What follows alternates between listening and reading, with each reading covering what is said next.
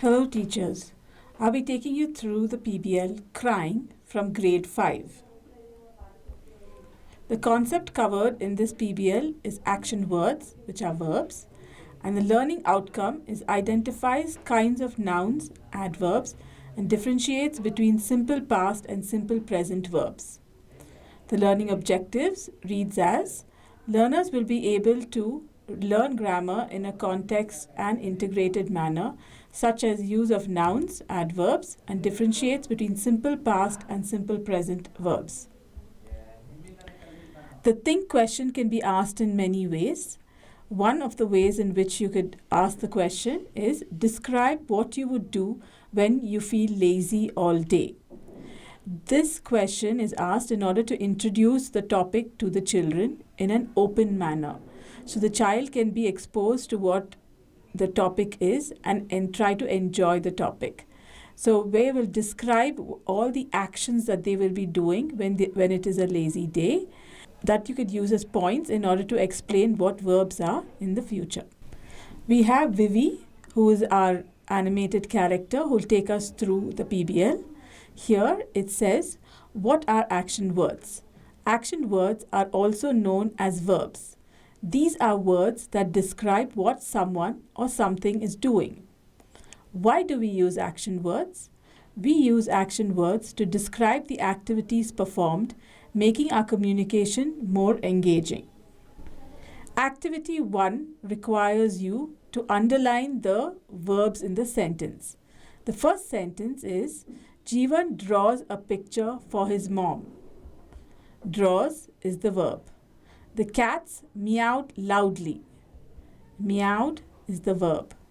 I asked the teacher for my homework. Asked is the verb. Veera sleeps on his bed.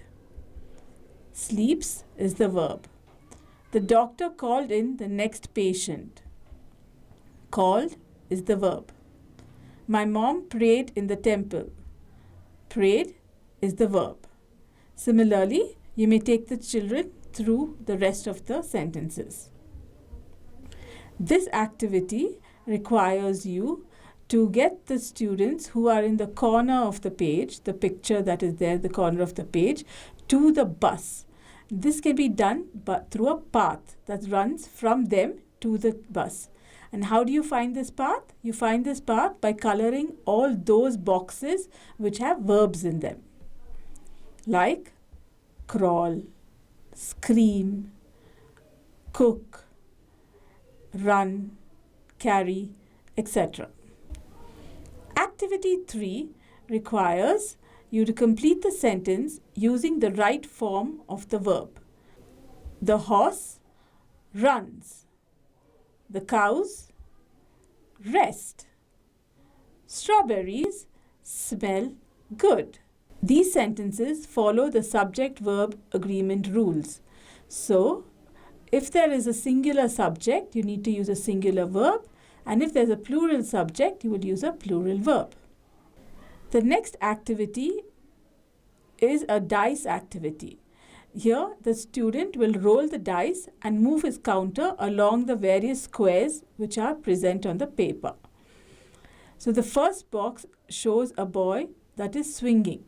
If the counter lands on the boy who's swinging, the student who sees it might decide whether he likes to do that activity, does not like to do that activity, or doesn't know if he would like to do the activity.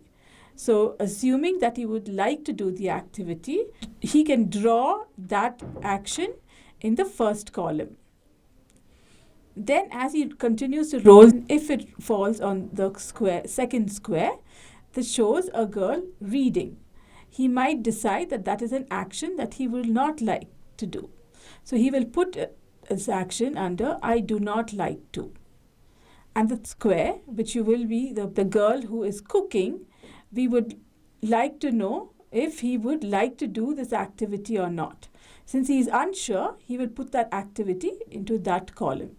Similarly, you can go through all the boxes that are there in the game by rolling the dice. The next activity is reading comprehension. The gingerbread man. Once upon a time, an old woman baked a gingerbread man. He had raisins for eyes and a big smile made of icing. When he opened the oven, the gingerbread man jumped out and ran away. "Run, run as fast as you can. You can't catch me. I'm the gingerbread man," he shouted. He ran past a cow, a horse, and a farmer. They all tried to catch him, but he was too fast. Finally, he came to a river.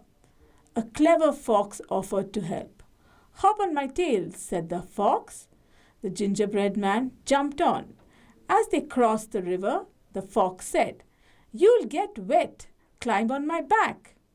"Then climb on my head," said the fox.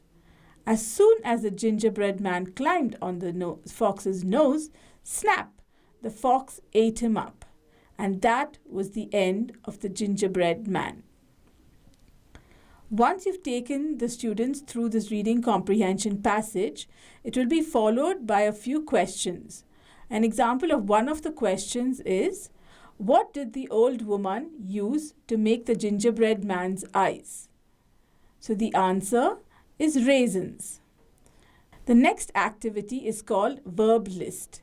Here, the children are given various images of actions, and they can choose to say what the people in the picture will be doing. For example, in the first picture, the child might say that the other children are playing on the slide, or they're trying to play the blindfold game. Or if they're looking at the image on the right, they could say that the superheroes are flying high in the sky, or that they save people. Similarly, you can try the same exercise with the students and see what their responses are. Moving on, we come to the creative space. The creative space is created so that the child can express themselves freely. Here, they can create a drawing or paste pictures of action words and present it to the class and describe it. Followed by self-assessment questions. Here, their questions are, which word is a verb? Apple, run, tall, or quickly? The answer is run. Which of the following words is a verb? Happy, quickly, jump, and blue. The verb is jump. What is a verb? A person, a describing word, an action word, or a place? The answer is an action word. The PBL ends with the OMR sheet. This is given so that the child can practice using the OMR sheet, which is used in many competitive exams that they might be facing in the future. This brings us to the end of the PBL. I hope you find this useful. Thank you.